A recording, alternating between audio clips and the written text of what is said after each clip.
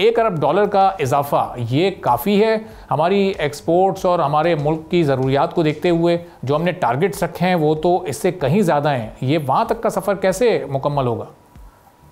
जी, बिस्मिल्लाहिर्रहमानिर्रहीम। बड़ा अहम मौजू है जी। और जहाँ तक एक्सपोर्ट में इजाफे का ताल्लुक है, नो डाउट पिछले साल को इजाफा हुआ है $1.4 बिलियन का।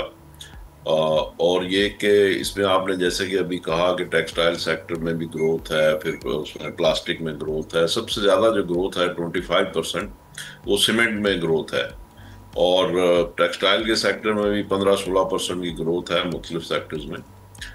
बात यह है कि जहाँ तक टेक्सटाइल सेक्टर का ताल्लुक है तो उसमें ग्रोथ तो है, लेकिन उसकी ग्रोथ को अगर सस्टेनेबल बनाना है और उसकी एक्सपोर्ट में इजाफा चाहिए हमें, जैसे कि हमारा $60 बिलियन का हमारा एक्सपोर्ट टारगेट है अगले 3 सालों में, तो उसके लिए $7-8 अरब हर साल हमें इजाफा करना है। तो अगर हमारी पिछले साल की परफॉर्मेंस जो है वो कोई $1.4 बिलियन है तो ना होने के बराबर है। तो अगर 6-7-8 अरब का आपने हर साल इजाफा करना है तो उसका मतलब यह है कि आपको इसमें पॉलिसीज में एक बहुत मेजर शिफ्ट लानी होगी।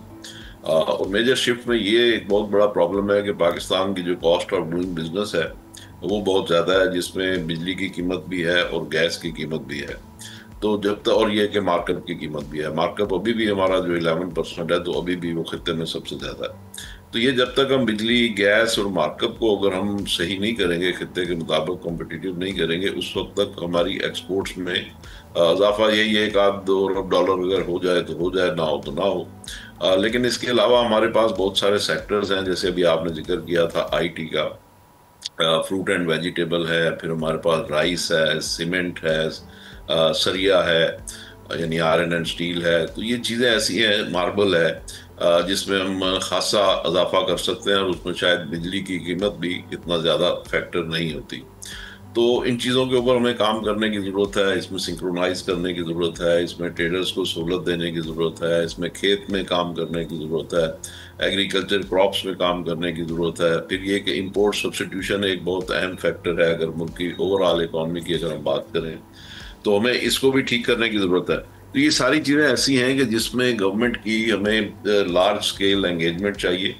और सबसे अहम बात यही है कि फिर वो अगर हमारी जो 2000 अरब रुपए साल का हम लॉस करते हैं, जो हमारी बिजली के शोबे के लॉसेज हैं, तकरीबन 1000 अरब बिजली के शोबे के लॉसेज हैं, जिसमें चोरी भी है, नॉन पेमेंट भी है, और लाइन लॉसेज भी है। तो इनको ठीक करना, इसमें स्ट्रक्चरल रिफॉर्म की ज़रूरत है। फिर इसी तरीके जो स्टेट ओन्ड ऑर्गेनाइजेशन हैं, कॉरपोरेशन हैं, उसमें भी तकरीबन 1000 अरब रुपए साल के लॉसेज हैं। तो 2000 अरब का मतलब ये हुआ कि तकरीबन $7 अरब के हमारे ये लॉसेज हैं जो डाउन टू ड्रेन हो गए।